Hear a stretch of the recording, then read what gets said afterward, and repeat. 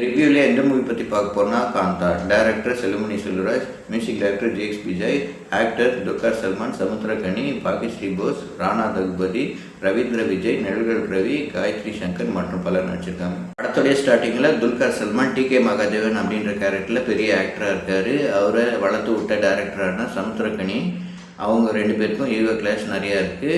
காந்தா அப்படின்ற ஒரு படத்தை ட்ராப் பண்ணியிருக்காங்க. பல வருஷம் கழிச்சு அந்த படத்தை திருப்பி எடுக்கிறாங்க.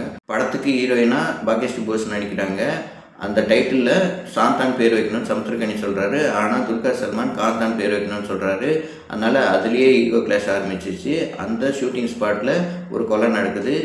யாரை கொன்னாங்க அப்படின்றதும் அதுக்குண்டான காரணம் தான் என்ன அப்படின்றதும் படத்துடைய மீதி கதை. துல்கர் சல்மான் வழக்கம் போல் சிறப்பான நடிப்பை வெளிப்படுத்தியிருக்காரு.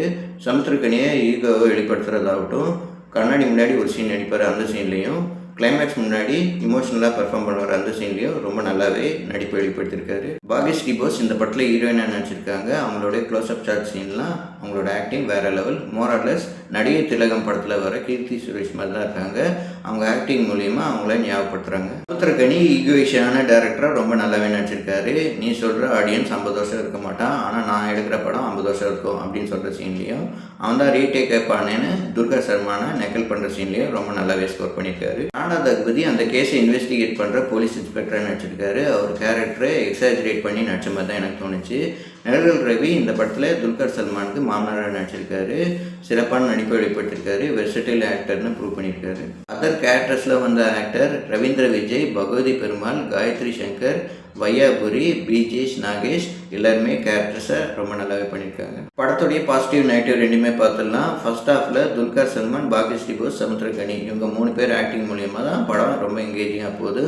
அதுலேயும் துல்கர் சல்மான் சமுத்திரக்கனியோட ஈகோ கிளாஷ் சீன்லாம் அல்டிமேட். இந்த படம் 2 hours 45 minutes ஓடுது. இன்னுமே கிறிஸ்பாக எடுத்துக்கலான்னு நமக்கு தோணுது. ராணா தகுபதி கேரக்டர் பார்க்கும்போது இந்த கேஸை ஈஸியாக கிராக் பண்ணிடுவாருன்னு தோணுது.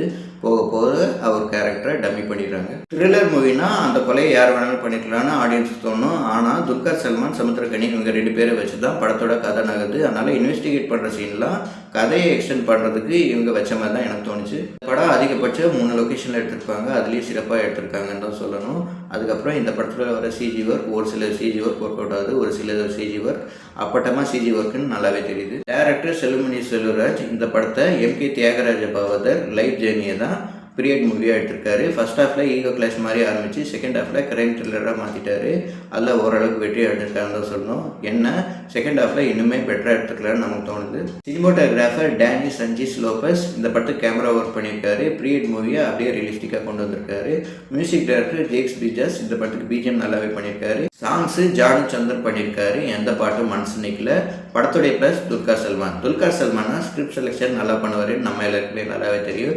இந்த படத்தில் நடிப்பு சக்கரவர்த்தின்னு சொல்கிறாங்க. அதுக்கேற்ற மாதிரி நடித்து அதை ஜஸ்டிஃபிகேஷன் பண்ணியிருக்காருன்னு தான் சொல்லணும். அடுத்த ப்ளஸ் சமுத்திரக்கனி இந்த படத்தில் வர கேரக்டராகவே வாழ்ந்திருக்காரு. இந்த கேரக்டர் பார்க்கும்போது இசை படத்தில் வர சத்யராஜ் கேரக்டர் தான் நமக்கு ஞாபகம் வருது. மொத்தத்தில் இந்த படம் எப்படி இருக்குன்னு கேட்டிங்கன்னா ஃபர்ஸ்ட் ஹாஃபில் எங்கேஜியாக இருந்தாலும் செகண்ட் ஹாஃபில் ஆவரேஜாக தான் இருக்குது.